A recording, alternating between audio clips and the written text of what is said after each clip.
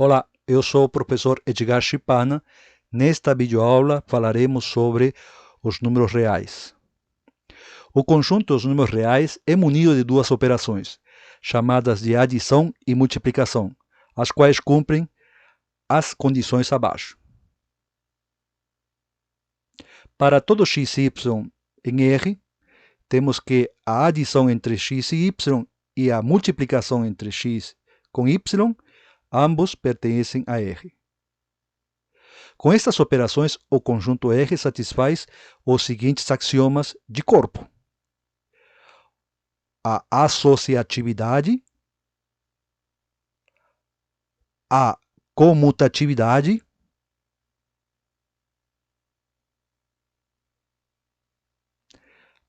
a existência do elemento neutro. Neste caso, o neutro da adição seria o zero, e o neutro da multiplicação seria o elemento 1. A existência de inversos, o inverso aditivo e o inverso multiplicativo, com a seguinte condição: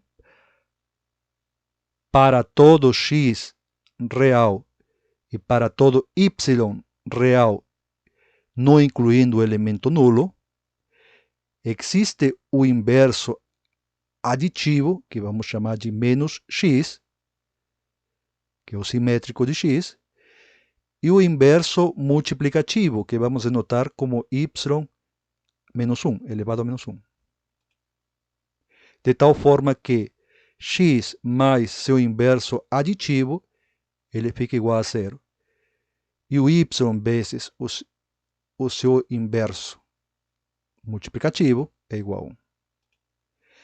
E por último, temos a propriedade, o axioma da distributividade.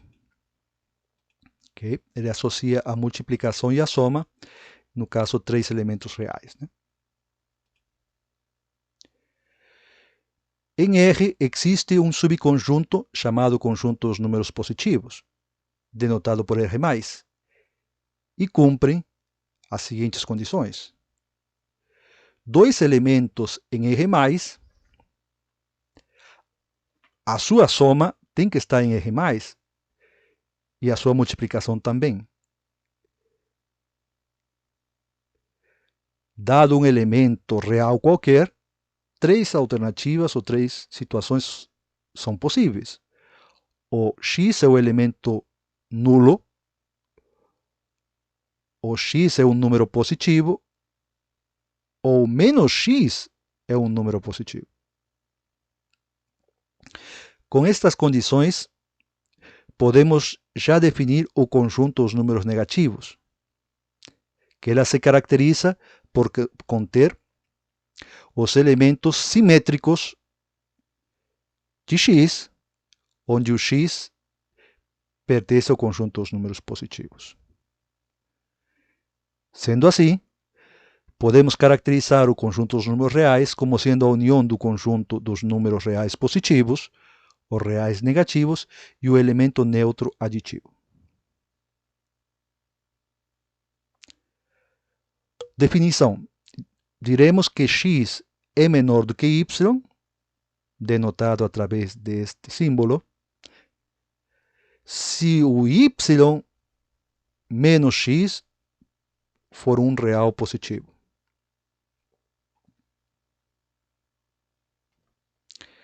Com esta relação de ordem, pode ser interpretada também de uma outra forma.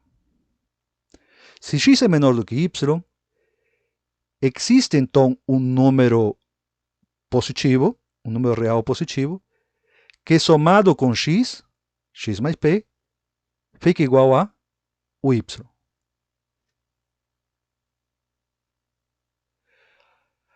A relação de ordem gosta das seguintes propriedades: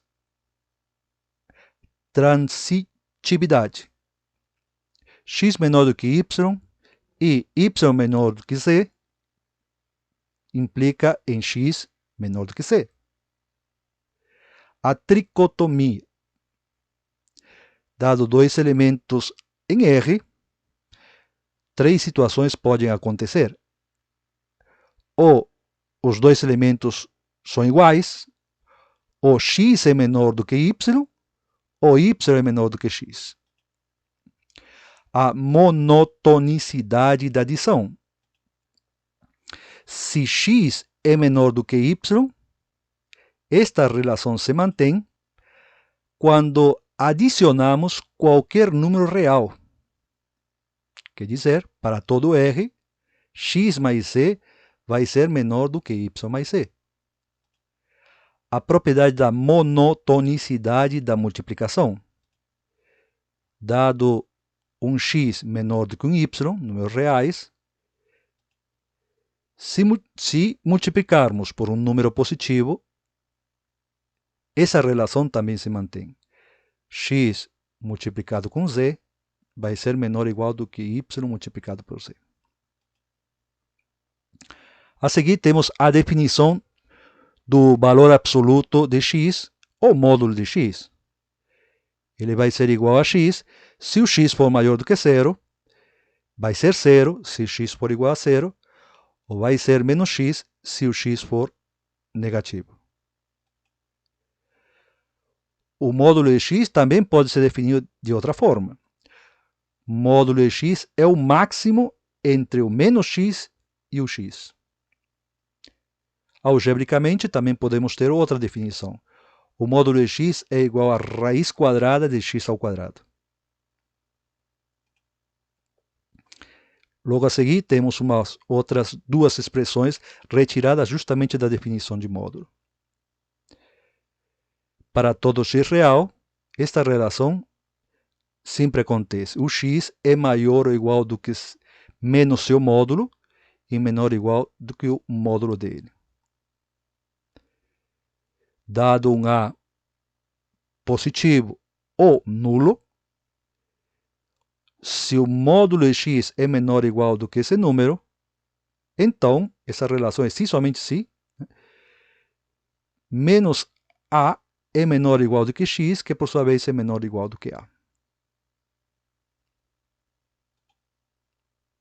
Passemos para o teorema da desigualdade triangular. Dado dois elementos quaisquer em R, o módulo da adição deles é menor ou igual do que a soma dos módulos desses dois elementos. Vamos para a demonstração. Consideremos dois valores reais quaisquer. Então, pela definição de módulo, o módulo de x é igual ao máximo entre menos x e x, e o módulo de y é igual ao máximo entre do menos y e y. Daqui podemos retirar as seguintes relações. Se o módulo de x é igual ao máximo entre menos x e x, isso significa que o elemento x é menor ou igual do que o módulo. E o elemento menos x é menor ou igual do que o módulo de x também. Analogamente para o y. O y é menor ou igual do que seu módulo e menos y é menor ou igual do que seu módulo. Usando estas expressões e associando adequadamente, posso pegar a primeira expressão e a terceira, encontrar esta outra expressão, a segunda e a quarta, eu chego nesta outra relação. Agora, agrupando, colocando em evidência esse sinal de menos, eu chego nesta expressão, que me indica, então, que o módulo, no caso, o x mais y, é menor ou igual do que a soma dos módulos de x mais o módulo de y. Isso está sendo indicado aqui por essa primeira equação. E esta expressão x mais y é maior ou igual do que menos a soma dos módulos tanto de x como de y. Isso está sendo dado aqui nesta outra expressão. Bom, aqui já retiramos então o resultado que a gente estava procurando, que diz que x mais y é módulo é menor ou igual do que essa expressão que está aqui.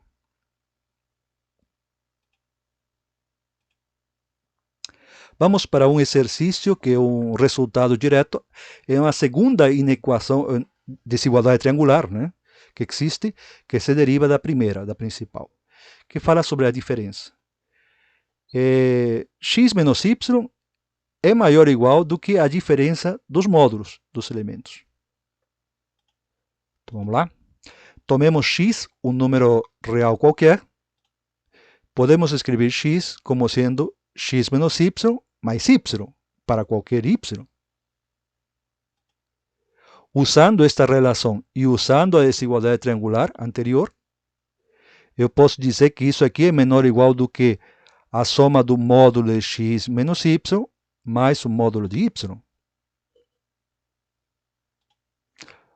Agora é simplesmente usar os resultados que a gente já encontrou. Isso significa que esta soma de módulos é maior do que esse módulo, que por sua vez é igual ao módulo de x. Então, eu posso dizer que o módulo de x é menor ou igual do que esta soma. Agora, a seguir, eu vou adicionar menos módulo de y no primeiro membro, menos módulo de y no segundo membro, cancelando, e aí chegamos nesta relação, o que prova a segunda desigualdade triangular, dada para a diferença. Vamos agora definir o que seria um conjunto limitado inferiormente. Vamos dizer que um conjunto limitado inferiormente quando existe um número real A, tal que x é maior ou igual do que A para todo x nesse conjunto x1. E esse valor de A é denominado de cota inferior. Vamos observar isto geometricamente. Temos aqui um conjunto x1, desenhado aqui na reta R, e o valor de A é um elemento, um limitante inferior do conjunto. Qualquer elemento do conjunto X, ele vai ser maior, neste caso, que o valor A. Mas pode ser até igual. À medida que esse ponto pode ir se aproximando, e ele pode estar até no próprio conjunto, mas ele limita de forma inferior o conjunto. Pode até não estar definido no conjunto X, mas é o limitante inferior. Aqui definimos todos os pontos abaixo do conjunto como cotas inferiores. Vamos para a definição de limitação superior. Vamos dizer que um conjunto X é limitado superiormente quando existe um número real B, de tal forma que X é menor ou igual a B para todo X pertencente ao conjunto X1. Esse valor de B é denotado cota superior.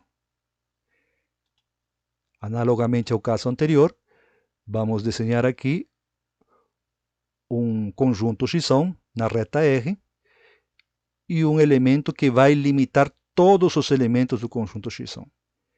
Então, ninguém aqui no conjunto X é maior do que o valor B. Por isso que ele é chamado de uma cota superior. Ele limita superiormente o conjunto x1. Ele pode chegar próximo até fazer parte do conjunto, ou não fazer parte do conjunto, mas ele limita todos os elementos. Aqui definimos também uma região onde tem elementos que são todos eles cotas superiores. O que seria ser um conjunto limitado? É simultaneamente, então, um conjunto que tem limitação inferior e superior. Existe A e B reais, tais que o x é maior ou igual do que o valor A e o x é menor ou igual do que o valor B para todo x no conjunto x1. Vamos ver isso geometricamente, se representaria dessa forma. Temos o conjunto x1 e temos os dois limitantes. São duas cotas, uma cota inferior e uma cota superior. Eles podem estar próximos do conjunto, ou eles podem nem fazer parte do conjunto x1. Okay? Então aqui temos uma infinidade de cotas inferiores e uma infinidade de cotas superiores. Mas logo vamos falar do que seria o supremo e o ínfimo. No ínfimo, vamos definir daqui a pouco que é a maior das cotas inferiores e o supremo como sendo a menor das cotas inferiores. Vamos continuar.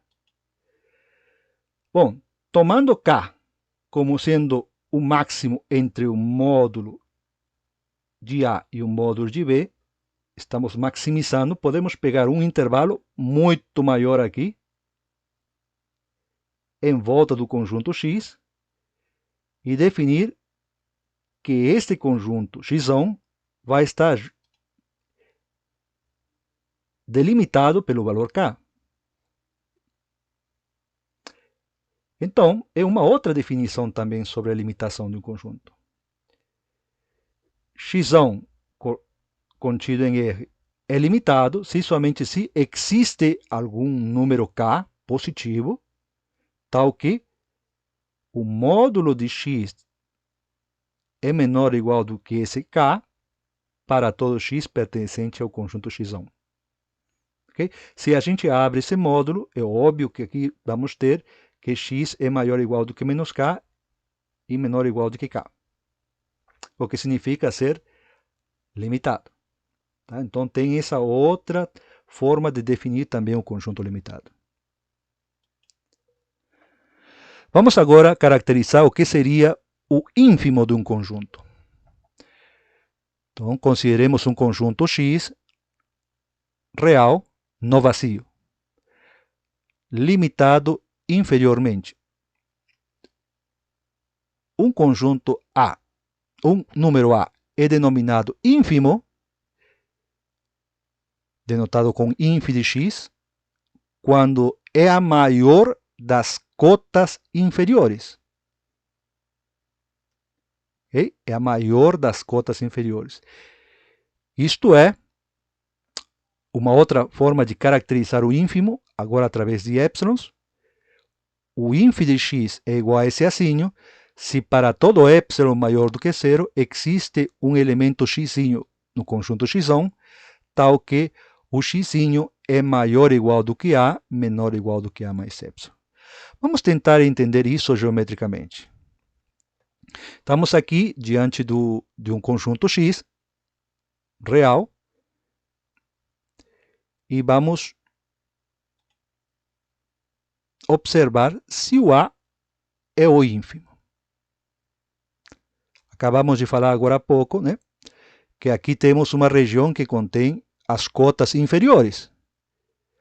A maior das cotas inferiores vai ser justamente um elemento que está colado no conjunto X1, pela parte inferior. Né? Então vamos para essa outra caracterização que eles colocaram aqui usando os épsilons.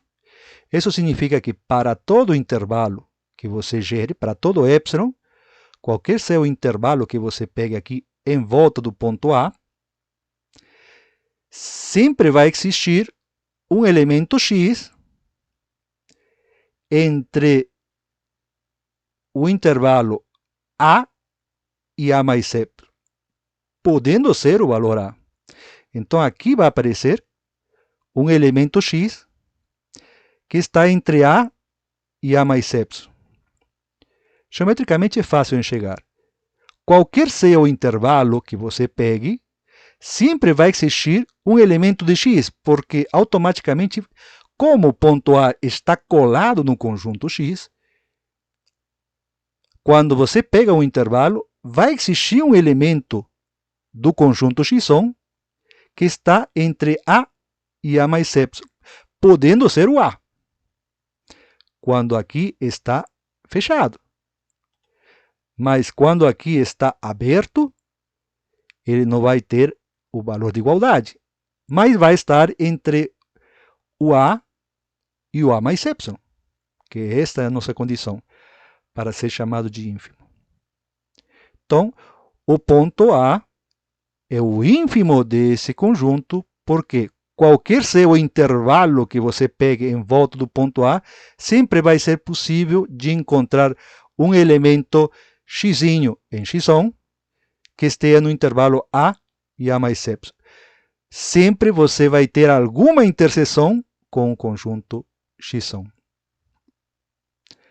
Vamos agora para o supremo, que a situação é análoga. Consideremos um X, um conjunto não vazio, né, ilimitado superiormente. Estamos falando da existência de um valor B, agora que vamos chamar de supremo, denotado por sup de x. Ele vai ser um supremo se for a menor das cotas superiores. Estamos falando agora por cima. A menor das cotas superiores é aquele elemento que está grudado no conjunto x. Só que ele é maior ou igual que qualquer elemento de x. Isso se caracteriza através dos épsilons, através dessa definição também.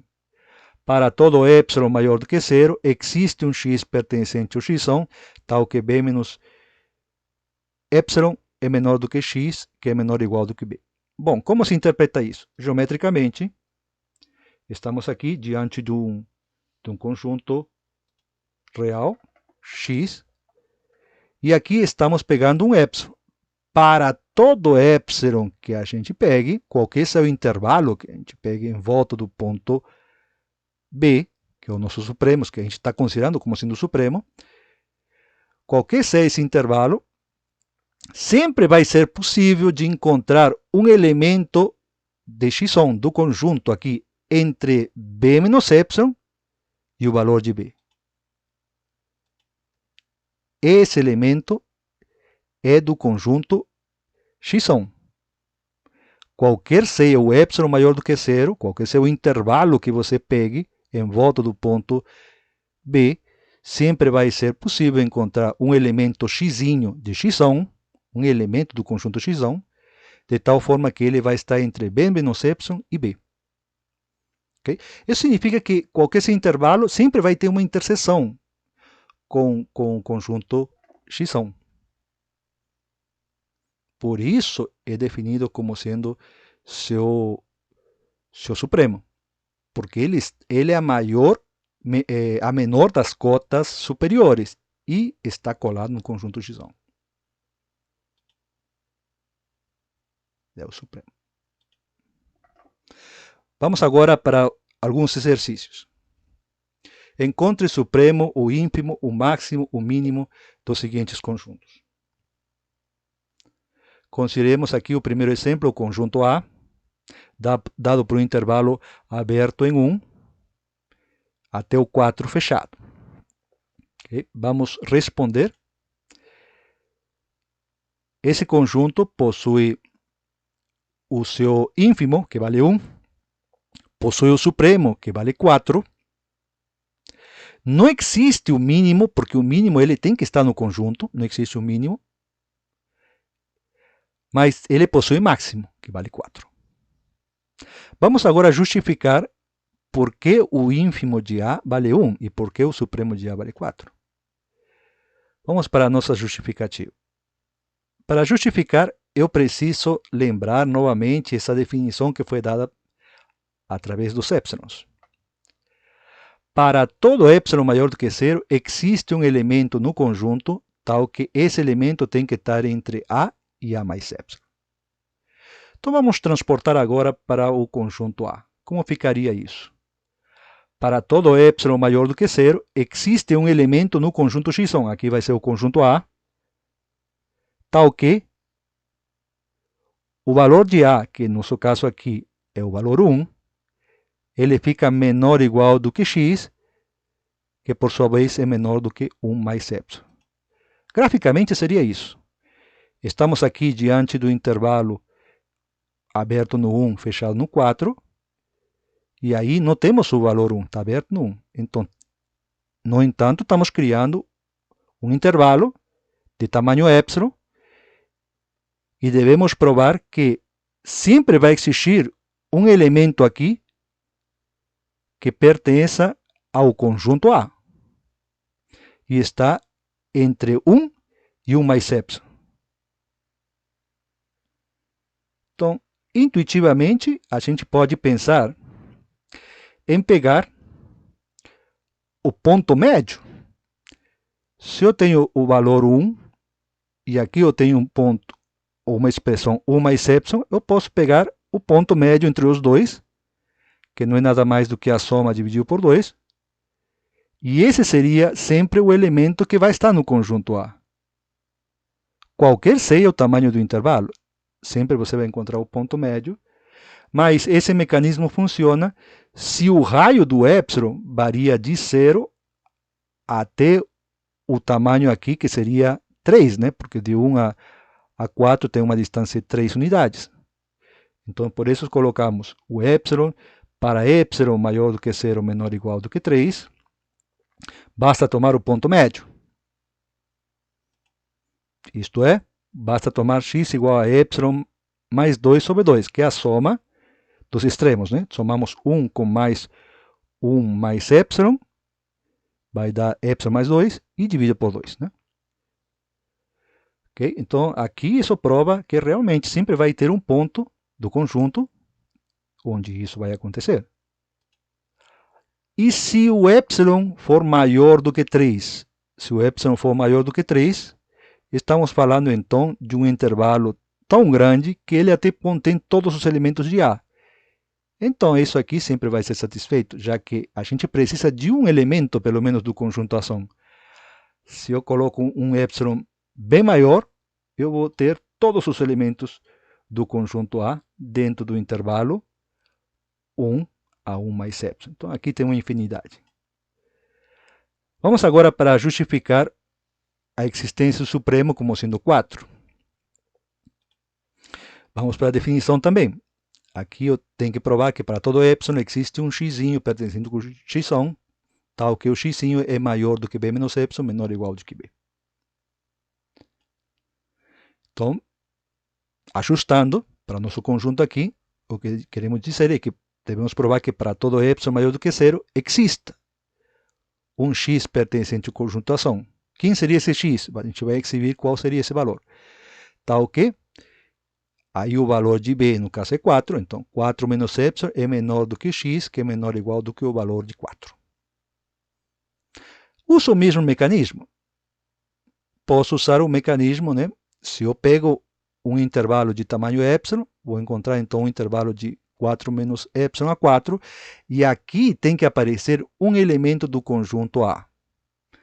É simples, pegar simplesmente o ponto médio. E esse mecanismo funciona para um epsilon de tamanho até 3. Okay? Eu pegar o ponto médio entre esses dois é a soma dividido por 2, né? O elemento x seria a soma, que vai dar 8 menos epsilon dividido por 2. Se o epsilon for maior do que 3, todos os elementos do conjunto A vão estar contidos dentro desse intervalo. Então, vai ter infinitos valores do conjunto, satisfazendo a condição. Aqui coloco uma observação. Na justificativa, na segunda justificativa, o detalhe é que o ponto 4, ele pertence ao conjunto. Então, quando ele pertence ao conjunto, não há necessidade de toda essa justificativa, porque se a gente pegar só o elemento 4, já é o suficiente. Não precisa pegar um ponto médio, porque o elemento 4 vai estar sempre dentro do intervalo 4 menos epsilon e 4.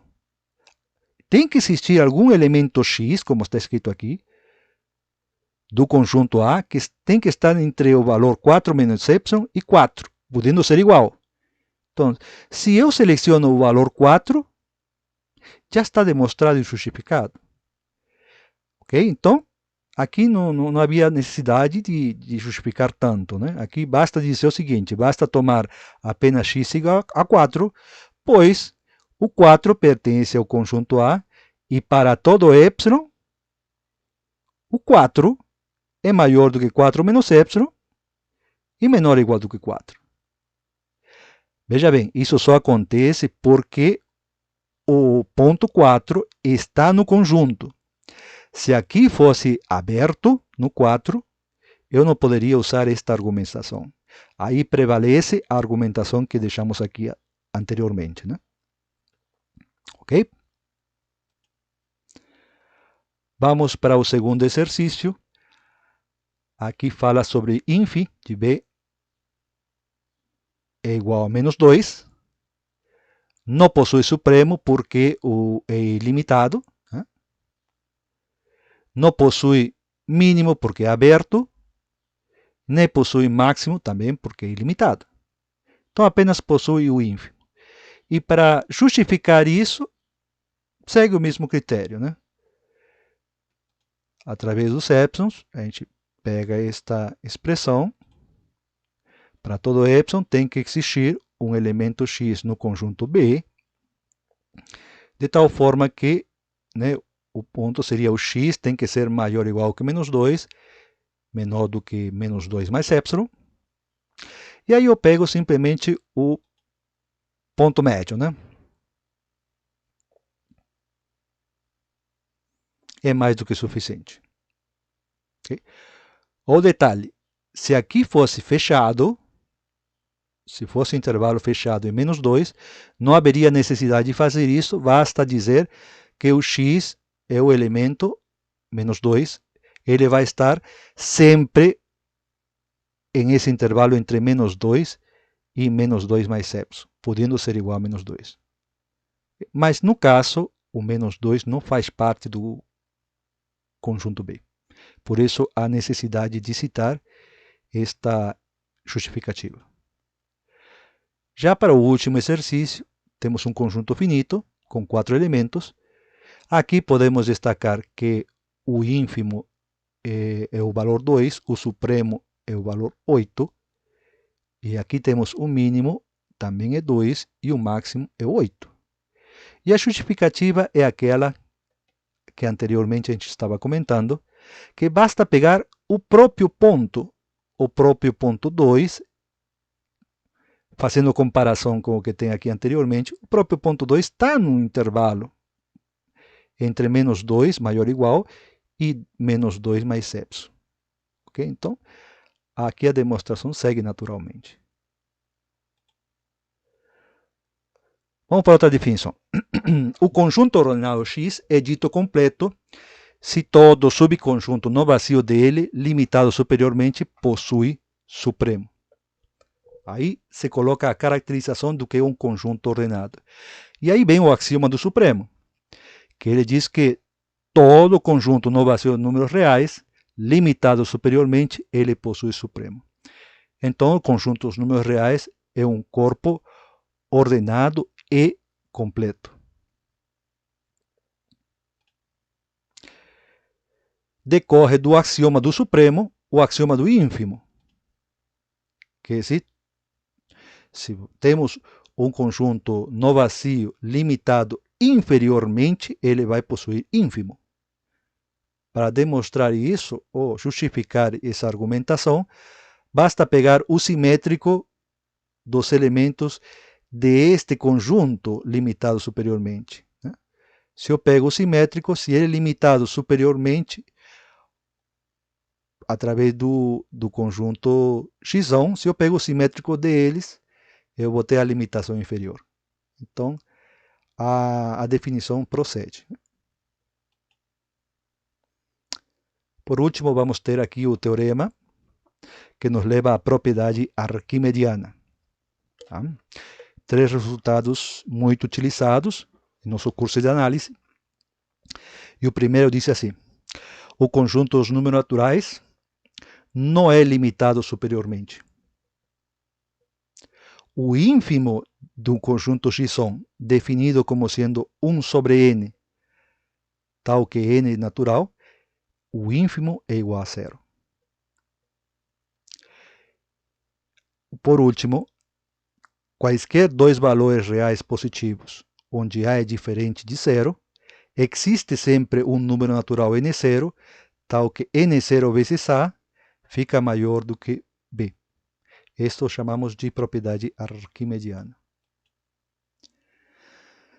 Vamos aqui para uma representação, né, do que seria, por que é denominado o princípio do conta-gotas. Porque, na verdade, podemos justificar, né, fisicamente através de um processo de contar gotas. Aqui temos, por exemplo, uma torneira, né, onde o volume de cada gota vale A e o volume de um recipiente ele vale B. É natural, é fácil de observar que em algum determinado momento essa quantidade de gotas vai existir um número N0 de gotas que vai fazer com que o líquido transborde desse recipiente. Quer dizer, a quantidade de líquido vai ser superior ao volume do recipiente. E é justamente o que está acontecendo aqui, né? Vai existir um N0, um número natural de gotas, que é multiplicado pelo volume de cada gota, que é A. Esse volume vai ser maior do que o volume do recipiente. Um dado interessante, né? Bom, vamos continuar aqui. A observação sobre a propriedade arquimediana, que é uma outra representação também desta propriedade, tá? Que é uma consequência, mas também pode ser usada como sendo chamada propriedade arquimediana. Para todo número real, sempre existe um número natural maior do que ele. Isso é muito importante, né? Quer dizer, não podemos limitar o conjunto dos números naturais. Qualquer real que a gente tenha, sempre vai existir um número natural maior do que ele. Vamos comentar.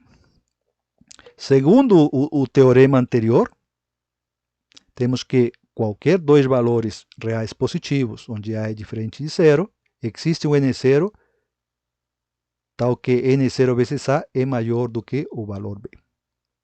Aqui o único que vamos fazer é multiplicar ambos os membros pelo inverso de A, né? Em outras palavras, vamos passar o A dividindo, né? Então, dados A e B reais, positivos quaisquer, e o A diferente de zero, então existe um N0 maior do que B sobre A. Olha, o valor de A e B são números reais. Então, esse quociente vai ser um número real também, vai ser um número real qualquer, positivo no caso, né? Então, se eu denomino B sobre A igual a R,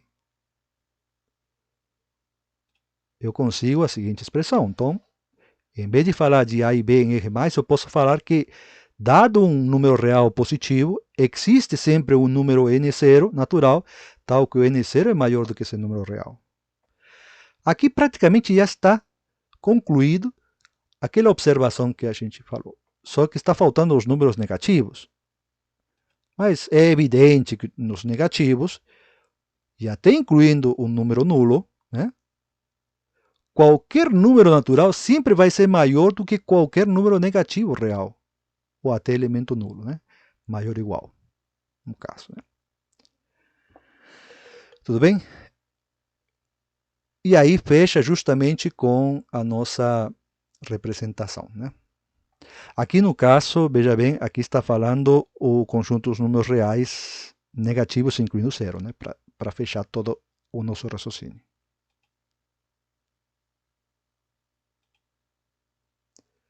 Vamos agora para a demonstração desse teorema. O primeiro, vamos provar que o conjunto N dos números naturais não é limitado superiormente. Isso se prova usando a contradição. Vamos considerar que N seja, então, o conjunto limitado superiormente. E aí a gente chega num absurdo. Vamos ver? Se N é limitado superiormente, então vai existir o supremo. Vai existir um B real que é igual ao supremo de N. Pela definição de supremo, temos aqui, o que vamos ter então?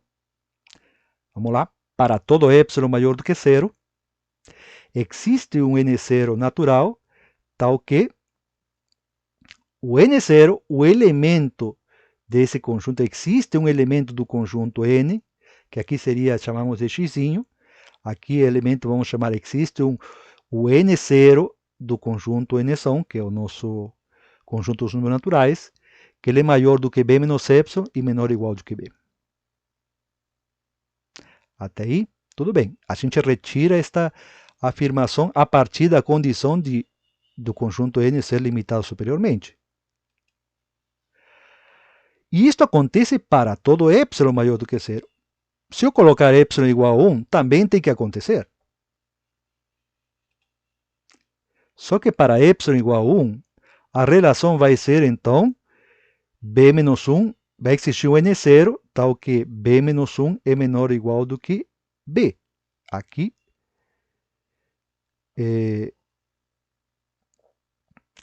existe um n0 maior do que b menos 1. Se somarmos agora 1, nesse primeiro membro, segundo membro e assim sucessivamente, eu chego na seguinte relação, que n0 mais 1 é maior do que b. Mas n0 mais 1 é um número natural. Porque n0 é um número natural, somado com 1, vai ser um número natural. O que eu acabei de chegar é no seguinte resultado, n0 mais 1 é maior do que b, sendo que o valor de b é o supremo de n. Então aí vem uma contradição. Como posso afirmar que b é o supremo de n, sendo que acabou de aparecer um número natural maior do que ele? Então isso é um absurdo. Portanto, n não pode ser considerado limitado superiormente. Ok? Ele não é limitado superiormente. Então aqui tem o final da demonstração. Vamos lá para o segundo caso. Temos que esse conjunto x, definido desta forma, eu tenho que provar que 0 é o ínfimo deste conjunto. Este conjunto x tem um conjunto que contém os números 1 sobre n, onde n é natural. Então está aqui a definição de ínfimo. E vamos demonstrar novamente por uma condição de contradição, por absurdo também. Tá? Se ele é igual a 0, vou negar que ele seja igual a 0, e aí vamos encontrar alguma outra contradição. Tudo bem? Que seria negar que o ínfimo de um conjunto x não é o valor A. Aqui diz que isso é válido para todo epsilon. Esta condição é válida para todo epsilon. E sempre vai existir um x nesse intervalo. Então, negar isto significa apresentar um epsilon de tal forma que esta condição não seja satisfeita. Porque aqui está dizendo que é válido para todo epsilon. Uma outra forma de contradizer que o inf de x não é igual a A é usar a definição básica que diz que se A for a maior das cotas inferiores, então esse Azinho é o ínfimo do conjunto. Veja bem, aqui a definição dizendo que o valor de Azinho é a maior das cotas inferiores. Que seria negar que ele é maior das cotas inferiores? Que existe uma cota maior do que ele.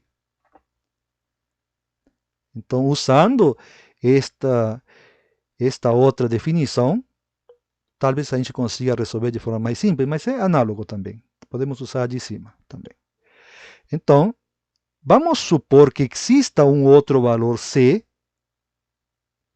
né, que seja maior do que esse valor 0, porque o 0 é a maior das cotas inferiores do conjunto. Eu digo que C é maior do que esse conjunto e ele é menor de que qualquer elemento do conjunto x é menor ou igual do que qualquer elemento. Estou dizendo, então, supondo a existência de um elemento que seja maior do que o ínfimo. Se eu consigo encontrar, determinar que existe esse elemento, então ele não é o ínfimo, porque ele tem que ser a maior das cotas inferiores. Mas vamos ver o que vai acontecer, né?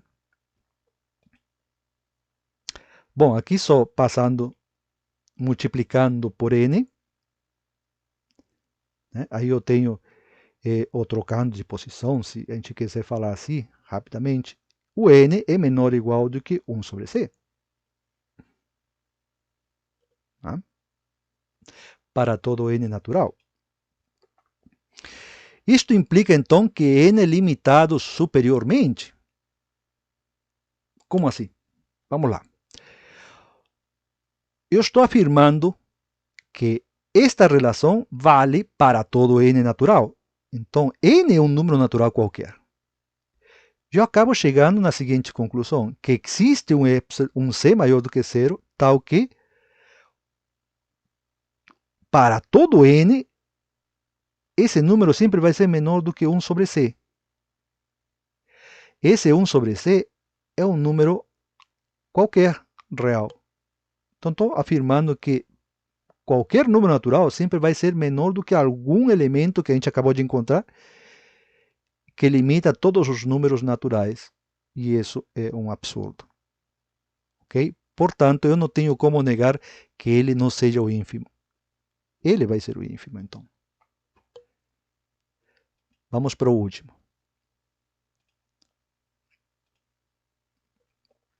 Para demonstrar o último resultado, é necessário lembrar o princípio da boa ordenação, que fala que todo conjunto no vazio, subconjunto dos números naturais, sempre vai possuir o menor elemento.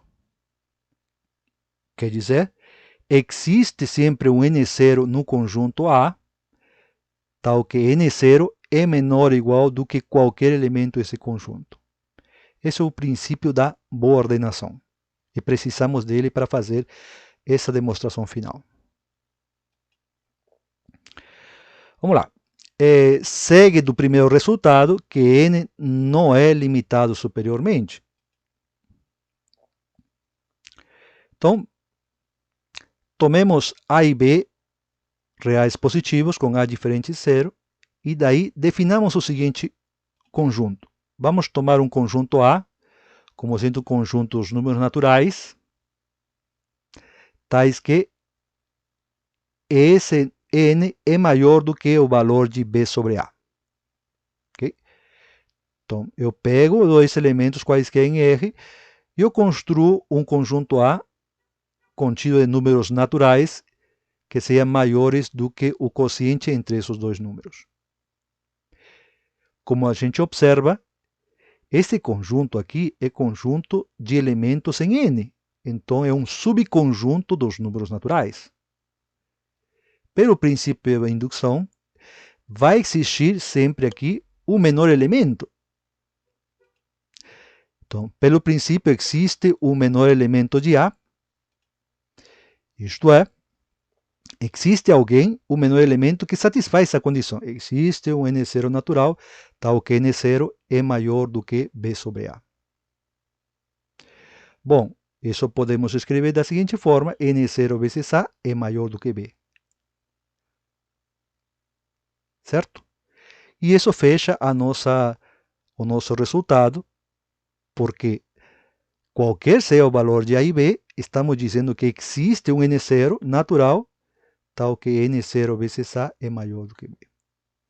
Aí fica satisfeito o teorema da propriedade arquimediana.